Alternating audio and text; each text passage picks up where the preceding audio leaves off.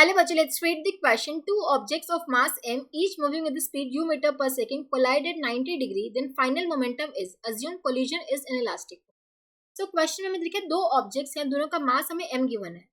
तो एक मान लेते हैं ऑब्जेक्ट जिसका मास m1 है, m. दूसरा ऑब्जेक्ट है जिसका मास m2, उसका मास भी क्या है m. दोनों के मासेस इक्वल दे रखे हैं. ठीक है, इसकी जो इनिशियल वेलोसिटी, अब देखो क्वेश्चन देखिए दोनों कोलाइड कर रहे हैं, दोनों की जो स्पीड है वो तो u मीटर पर सेकंड है, पर दोनों कोलाइड कर रहे हैं 90 डिग्री पे.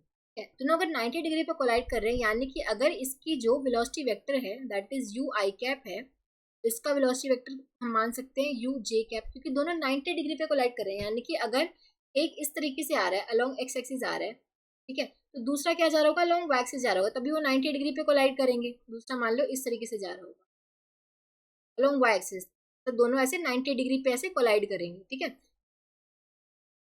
90 डिग्री, तभी तो 90 डिग्री का एंगल बनेगा. दोनों 90 डिग्री पे कोलाइड करेंगे. एक अलोंग एक्स एक्सिस मान लेते हैं, दूसरा अलोंग वाई एक्सिस मान लेते हैं. ठीक है, दोनों ऐसे 90 डिग्री पे कोलाइड कर रहे हैं.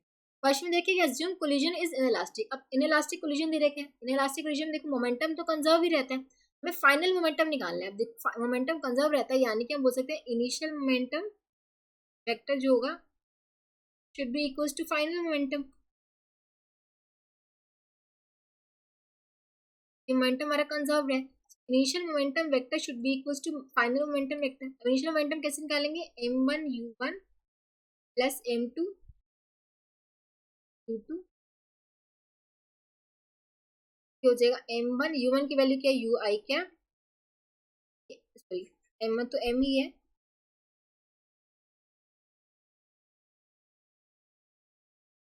u1 क्या है u i क्या, m इंटू में u.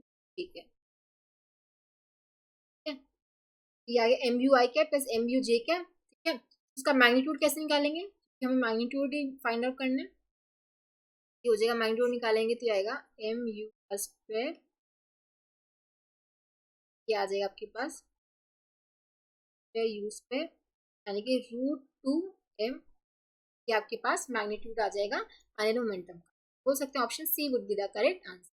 ये जो जरूरी नहीं है कि अलोंग पॉजिटिव एक्सिस ही जा रहा हो, ये अलोंग पॉजिटिव जेड एक्सिस, मतलब हो सकता है कि ये ऐसे जा रहा हो, मतलब इस तरीके से जा रहा हो, अलोंग नेगेटिव एक्सिस जा रहा हो और नीचे से हमारा आ रहा हो. मतलब ये तो हमने अज्यूम कर लिया कि पॉजिटिव और ये पॉजिटिव एक्सिस में जा रहा है, पॉजिटिव जी एक्सिस में जा रहा है.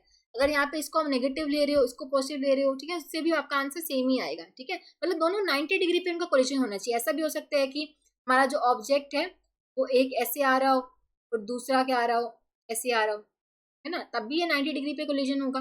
ठीक है, तो आप कैसे भी अज्यूम कर सकते हो, 90 डिग्री पे आपको कोलिजन अज्यूम करना है. ठीक है, तो आपका ये फाइनल मोमेंटम का मैग्नीट्यूड इतना हो जाएगा. ठीक है, सो हम बोल सकते हैं option C would be the correct choice. I hope आप सबको समझ आया होगा. Thank you so much.